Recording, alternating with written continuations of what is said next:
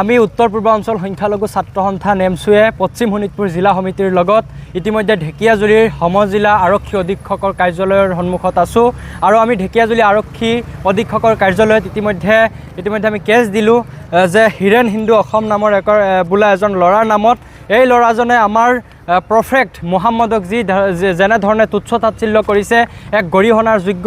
আমি ইতিমধ্যে আমাৰ নেমছুৰ ফালৰ পৰা আমি ইতিমধ্যে ঢেকিয়াজুলি সমজিলা আৰক্ষী অধীক্ষকৰ কাৰ্যালয়ত ইতিমধ্যে কেছ ৰুজু কৰিলোঁ।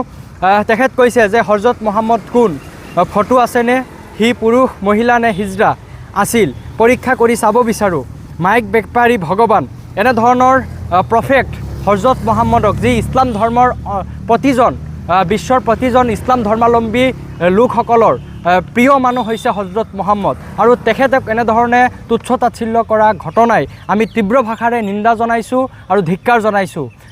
আমাৰ বিভিন্ন সময়ত আমি দেখা পাওঁ যে অপৰাধী ওলাই অপৰাধীৰ চকুৰে চাব লাগে আৰু অপৰাধীৰ চকুৰে চাই তেওঁলোকক শাস্তি প্ৰদান কৰিব লাগে। আমাৰ তাত কোনো ধৰণৰ আপত্তি নাই। আপোনালোকে চাব পাৰিছে বৰ্তমান সময়ত এটাৰ পিছত আন এটা অপৰাধীমূলক কাম হৈ আছে। অকল মুছলমানৰে নহয়, বিভিন্ন জাতি জনগোষ্ঠীৰ মাজত এনেধৰণৰ একাংশ কুলাংগাৰ ওলাই আছে আৰু অপৰাধ জগতৰ লগত কি কৰিছে, নিজক লিপ্ত কৰি ৰাখিছে। গতিকে আমি সদায় আপোচ নকৰাকৈ অপৰাধীক আচলতে অপৰাধীৰ চকুৰে চাই আমি শাস্তি প্ৰদানৰ দাবী জনাই আহিছোঁ।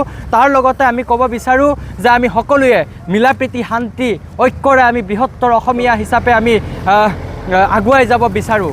আমাৰ মাজত একাংশই কি কৰিছে, ভেদাভেদ সৃষ্টি কৰি সাম্প্ৰদায়িক সংঘৰ্ষ লগাব বিচাৰিছে আৰু আমি আৰক্ষী প্ৰশাসনক আমাৰ মাননীয় আৰক্ষী সঞ্চালক প্ৰধানক অতি সোনকালে আমি নেমছুৰ ফালৰ পৰা আহ্বান জনাম যে এই হিৰেণ হিন্দু অসম নামৰ ল'ৰাজনক অতি শীঘ্ৰে কৰায়ত্ব কৰিব লাগে আৰু আইনী আওতাত আনিব লাগে। অন্যথা আমি উত্তৰ পূৰ্বাঞ্চল সংখ্যালঘু ছাত্ৰ সন্থা নেমছুৱে আমি তীব্ৰ আন্দোলন আচলতে কৰিবৰ কাৰণে বাধ্য হ'ম। আমি বিভিন্ন সময়ত আচলতে বিভিন্ন জাতি জনগোষ্ঠীৰ লগত সমন্বয়ৰ বাৰ্তাৰে আমি ঐক্যবদ্ধভাৱে আমি কাম কৰি আছোঁ, কিন্তু এই হিৰেণ হিন্দু অসম নামৰ ল'ৰাজনে যি সাম্প্ৰদায়িক ধৰণে আচলতে সংঘৰ্ষ লগাব বিচাৰিছে, এয়া আচলতে বন্ধ হ'ব লাগে আৰু তাক অতি সোনকালে আইনী আওতাত আনিব লাগে।